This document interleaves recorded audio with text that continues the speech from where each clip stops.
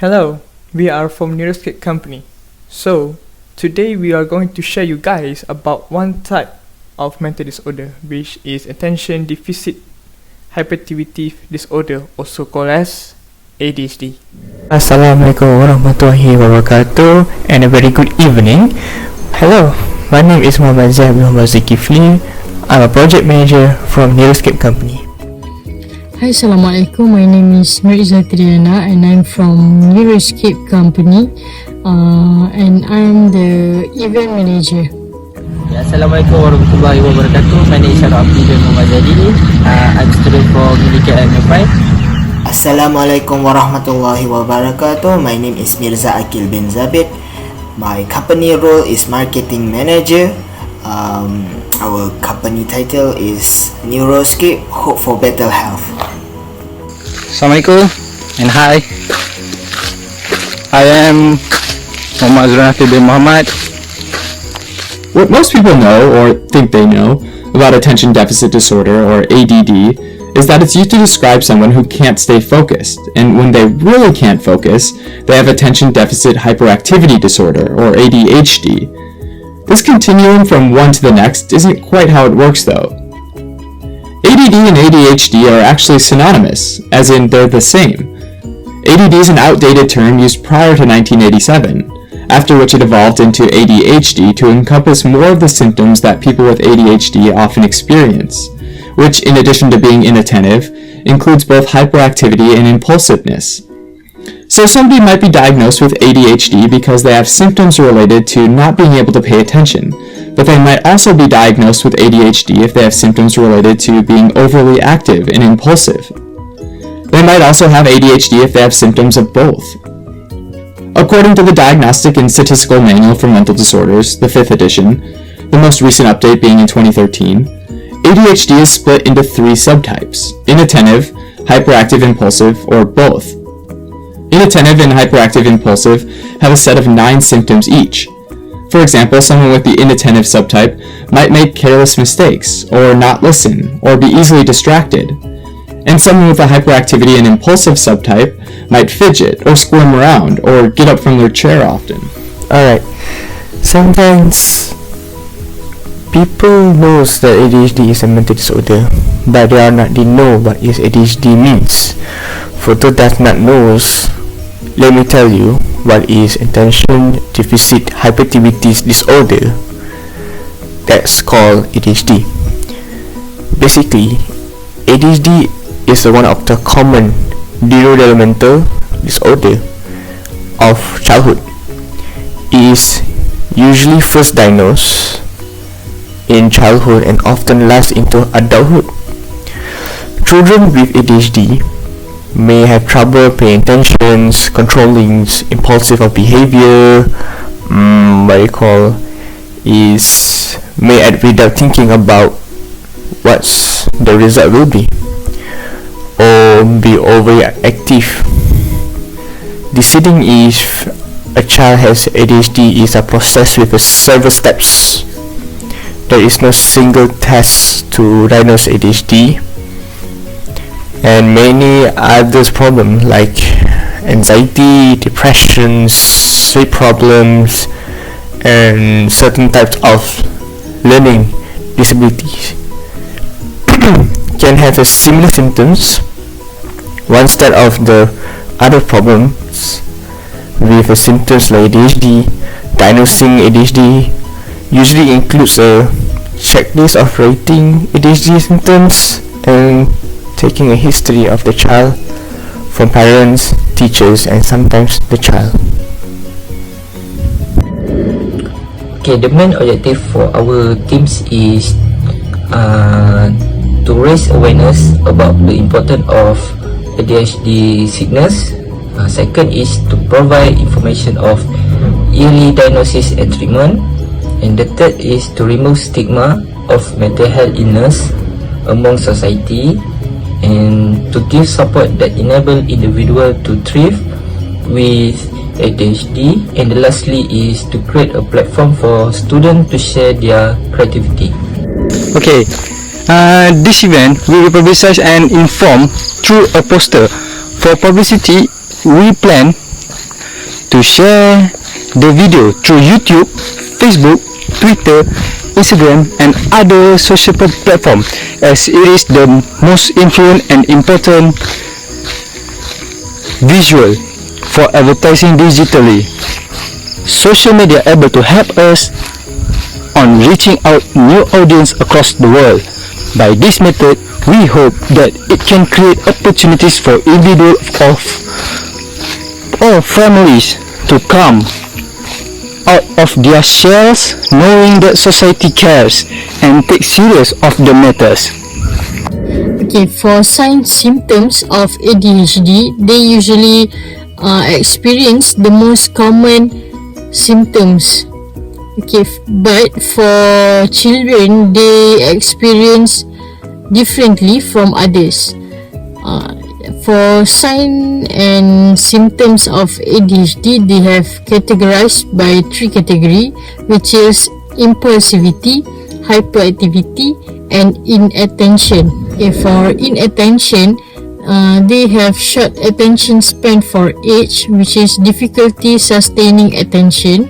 Then the difficult listening to others, difficulty attending to details. They usually easily too distracted, and then forgetfulness, poor organizational skills for age, and also poor study skills for age.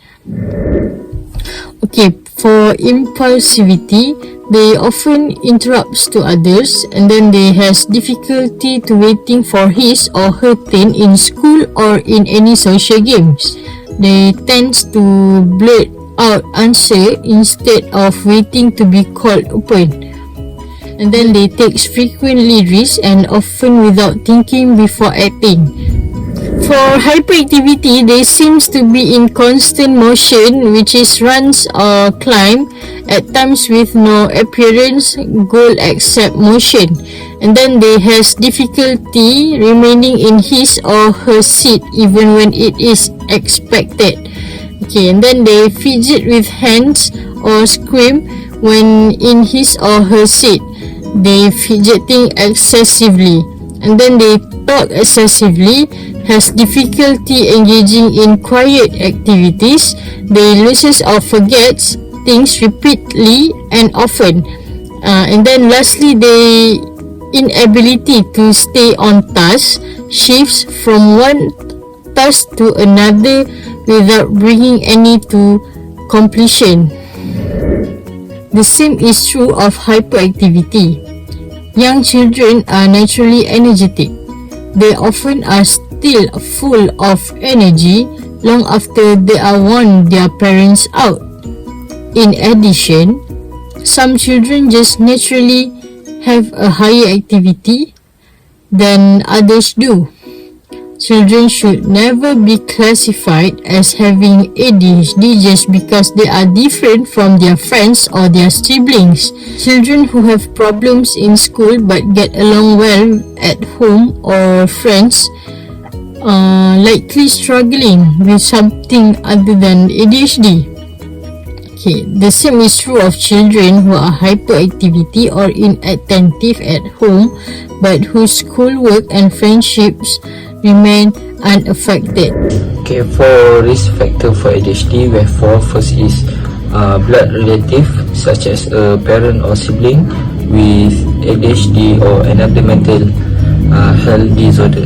And second is exposed to environmental toxic such as lead found mainly in paint or pipes in older buildings.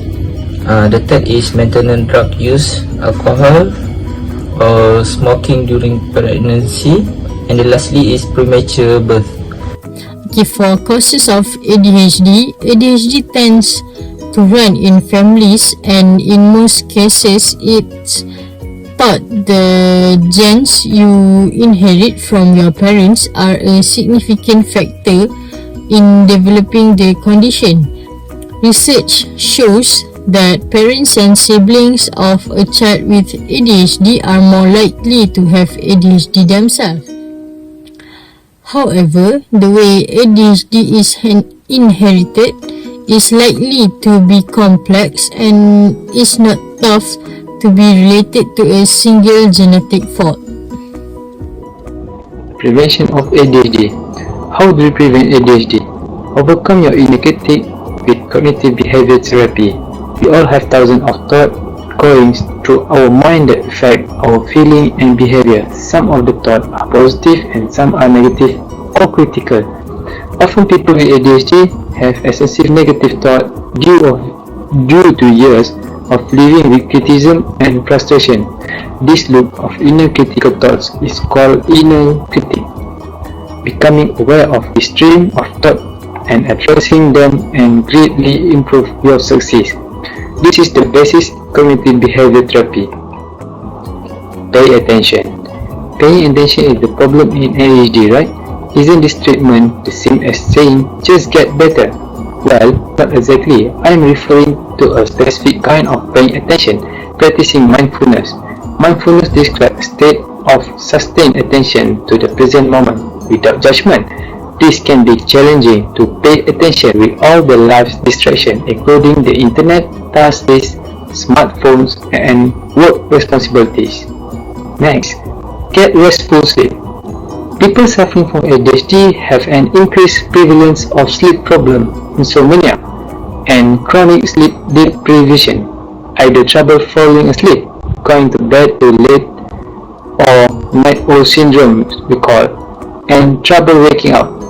Many researchers have found that people with ADHD have an increased risk of sleep disorder, including sleep apnea and a syndrome called delayed phases sleep disorder, or night owl syndrome. Sleep deprivation can have a significant impact on many areas of a person's life. Indicate amount of high quality sleep can worsen symptoms of ADHD, worsening inattention, impulsivity, and procrastination. A key part of management in adults with ADHD is to look for and aggressively treat sleep disorders. Non-drug treatments include evidence-based cognitive behavior therapy for insomnia, CBT-1, behavioral medication, and improvising sleep hygiene. Next, improve nutrition. The role of nutrition in the cause and treatment of ADHD is somewhat controversial. Research to support the main theory about dyes, additives, and sugar causing ADHD in children is unconvincing. That being said, many people with ADHD consume an unhealthy amount of high carb and sugary foods who are not getting enough fluids. Much of this is due to poor planning, although ADHD patients find themselves missing meals and filling in with unhealthy snacks.